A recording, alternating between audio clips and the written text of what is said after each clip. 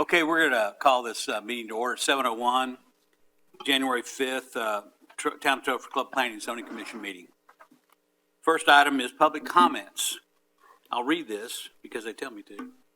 This is the opportunity for citizens to address the board on any matter. The board is not permitted to discuss or take action on any presentations made to the board.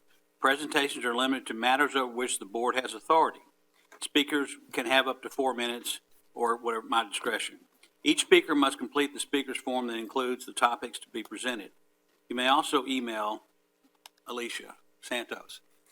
Did anyone fill anything out? Does anyone want to address the board on any issue tonight at this time? No? Okay, good. So we're going to move on to the agenda, open public hearing, case SUP 23001. Is it Rosati's? Rosati's. Pizza alcohol on premise. Conduct a public hearing regarding a request made by Rosati's Pizza Restaurant for a specific use permit for alcohol beverage sales on premise consumption in conjunction with a restaurant use located at 2210 East Highway 114, Suite 250. Okay. Public hearing is open at 7:02. All right, good evening, commissioners. Hope everyone had good New Year's, good Christmas. Rosati's restaurant, they're requesting approval of SUP. It's alcohol beverage sales on premise. I believe this is the 5th one that I've done since I've been here in Trophy Club. It's at the PD 30, Town Center. They do not restrict any sales of alcohol beverages beyond just the regulation of Trophy Club regulations and TABC. They have applied with TABC to obtain mixed beverage restaurant permit and a mixed beverage late hours permit from the 12 to 2. And town code does not restrict hours of operation beyond TABC's regulations. They do comply with all of our distance requirements. They're, I think the closest to anything is about 1,400, I think, feet on that. And so they're good there. Chief of PD has reviewed, so is our attorney. They have no objections, and staff recommends approval. The applicant is here for any questions, and then I'm here as well if you have any questions. Does anyone want to speak at this time? No questions? Okay. We'll move on.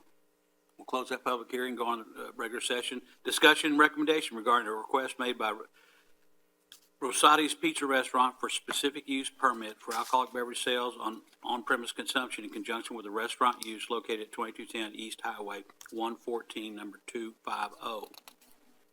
Anybody have questions or discussion on this issue? Any of the commissioners? I do have just one, even though this is my favorite topic, one of my favorite uses. I noticed in the application, and it's not even our municipal application, it's just a clarification question, but I noticed in the TABC application that it was a, excuse me, that they had the box checked for the wine and malt beverage on premises, but you had mentioned in the staff report that it was for mixed beverage. Mixed. So is this just one of multiple applications and we just got a copy of one, or?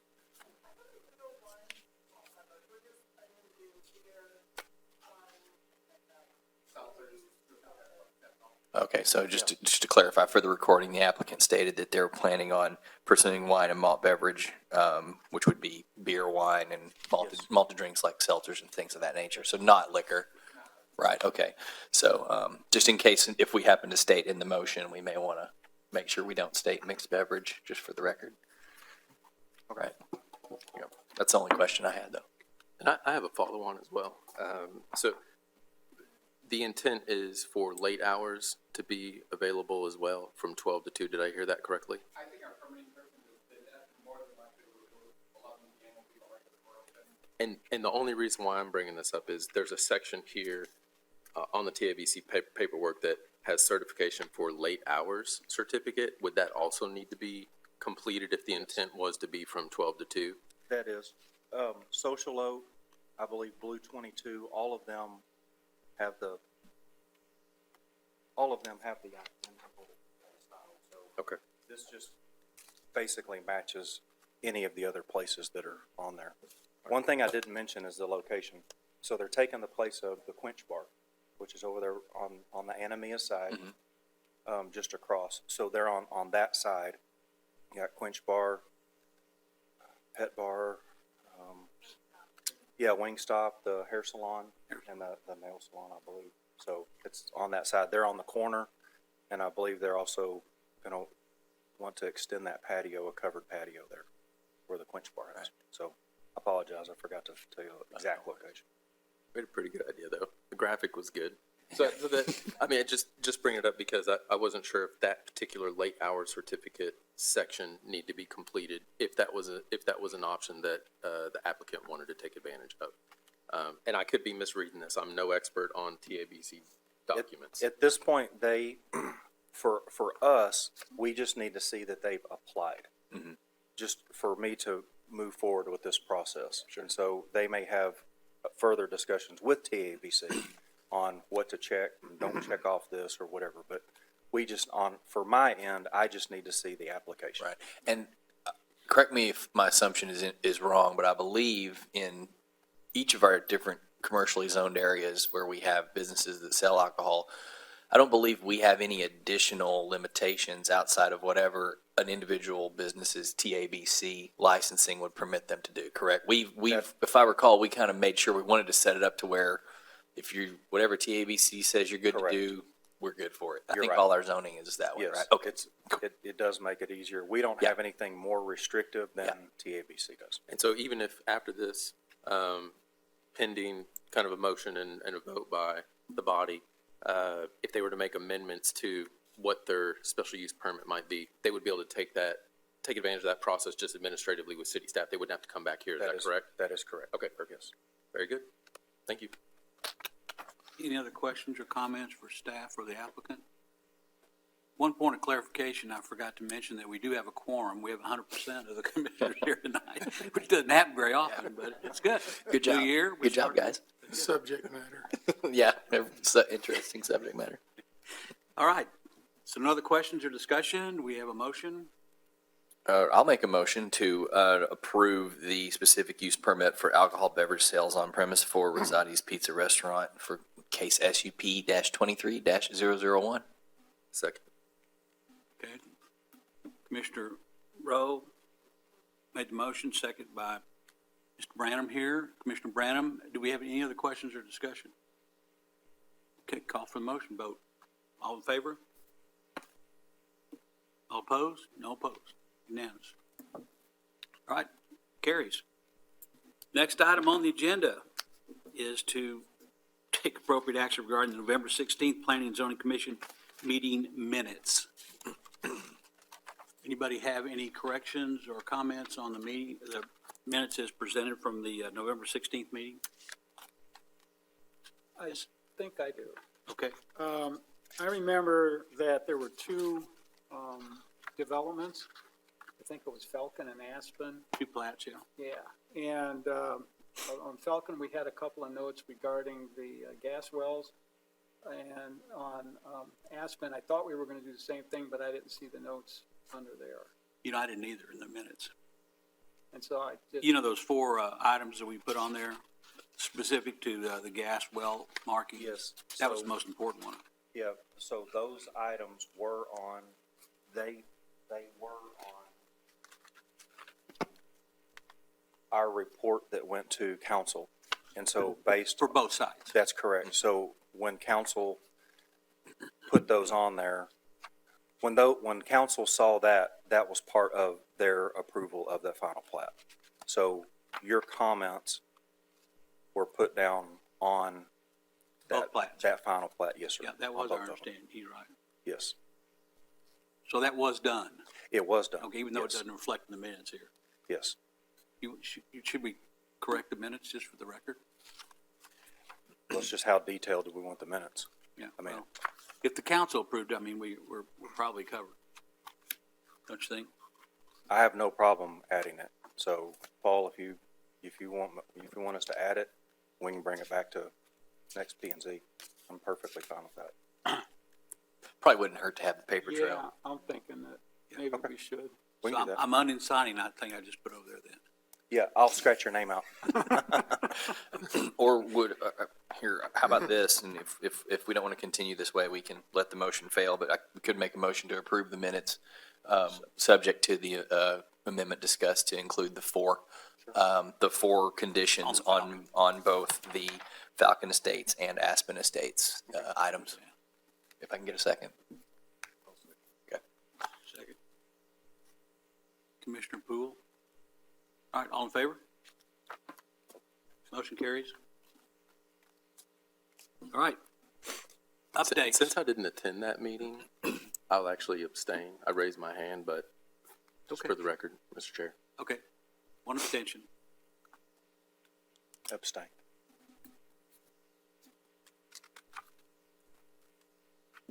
So that'll have to be in these minutes. Okay, staff update. Anything going on, upcoming that we need to know about? Yeah, we do have a few things. Our last meeting, I'd mentioned the possibility of Hutchins Barbecue coming in and taking trophy table. We've got approved set of plans through, on our side, fire marshal, and if you've noticed, they're already starting the remodel. So they did not purchase, all of the land. They're leasing. So the owner decided not to sell everything. It is being leased, but they're moving forward. So we're excited about that. Also, one thing that you're going to see, probably our next P&Z meeting will be Cook's Children. They're getting really close. In fact, they're farther ahead than the shell construction. So we're actually going to have to we can't CO them until that shell is finalized. So they're moving at a very fast pace. But we got a sign permit that came in a couple days ago that's going to have to come to y'all. It just doesn't meet our ordinances. It's just different size. Very imperative for them. You'll see when it does come. It'll be a meritorious exception.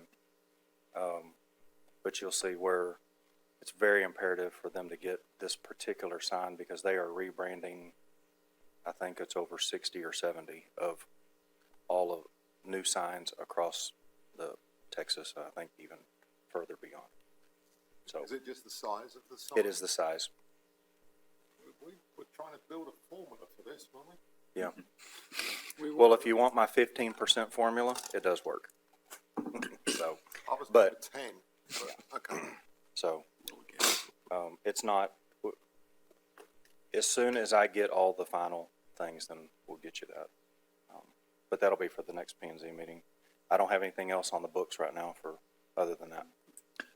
Do we have, relative to where we made a motion to continue an item from December, do you have a haven't. timeline on that one yet? Haven't heard a Okay. thing from them. All right, So I've left it in their court.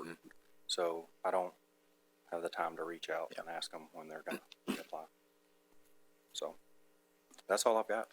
Hutchins is a tier one barbecue spot. They are. McKinney, go to the original in McKinney, you won't be disappointed. So it's high time they had something out here on the west side. Do you want to go ahead and approve their offer? Well, just go ahead and let them sell beer now. If you told me in 2015 we could get Hutchins over Breadwinners, I'd have said, hell yeah. So it's Yeah, awesome that it turned, The size. took 7 the- years, but good news. And because of the size of the building, it's huge for them. They'll use a lot of this for their catering, so they'll be able to do a lot of the catering and a lot of the shipping that they do, because they do ship a lot of things out as well. So, and then, of course, the catering, anything on this side of the airport, they'll be able to cover that as well. So, it'll be pretty big production. No, that's great. So, Good work on whatever broker made that happen. yeah. Amen. Matt, I have a question for you. So apologies for not being here at the last meeting, but I was curious, for the EV charging stations, was that, and I was just kind of skimming over the minutes. So is that something that was tabled as far as an item, or what was the action taken on it? It was the applicant, we reached out multiple times. I knew about half of the questions y'all were gonna ask, and then I got additional. And so, us sending that, I didn't wanna come up here and say, I don't know, and I was never getting an answer from them. So I heard from him, or the gentleman, I guess, the applicant, I think the morning of, or maybe the morning before, and he said he wasn't gonna be able to make the meeting. I was like, well, I don't think we should continue on, because I don't want to get up there and say, I don't know. So that was the reasoning for it. Okay, all right. So I really put it on him that he or somebody from their department needed to be here and speak. Yeah, and we went with the continuing motion. That's right. Since we had notice requirements in a public hearing and all That's that right. stuff, so that we don't have to re-rack all that procedural stuff when they come back, right? Yeah. That's right. Just so, yes. There were just too many questions. Right. And nobody to answer. Okay. And the continuing as opposed to us having to renotice and the Star Telegram and all of that. Okay, great. So. Well, and last question on that. So sorry to belabor the point here. So in some of the planning work I do basically for a living, looking at electrification of infrastructure and also aircraft. And so I was curious, how much is our fire department involved in some of the discussions for any of these types of charging stations, or how they might need to be included in response or response times? Because oftentimes battery fires are very different than kind of the traditional fires. It's basically a chemical fire. So Correct. how are they kind of prepared to be able to respond to that if that's necessary? The only discussions I've had with the fire marshal on that was just specific to how they would treat, it was just my own questions, asking how they would treat, as opposed, like a normal car fire, is how you would treat, if a Tesla was on fire. But it didn't have anything to do with these charging stations. Okay. Because these are, really, it's a glorified junction box, is really all it is. So, there's no, it's just a plug-in power. Yeah, they have So- conductor running to them, Right. So, Okay. Just curious Yeah. if there was an event while a charge was occurring or to one of these vehicles using the station, what is the wherewithal or the understanding that we have in terms of like our fire department and their Yeah. capabilities? So, I'll definitely reach out to him on that Yeah. part. thank you, sir. So, Any other questions or comments at this point in time? And we entertain a motion to adjourn. I so move. Mr. second, Jumped on that. second. Kesterson, second. Okay, all in favor? Opposed? Unanimous? Thank you.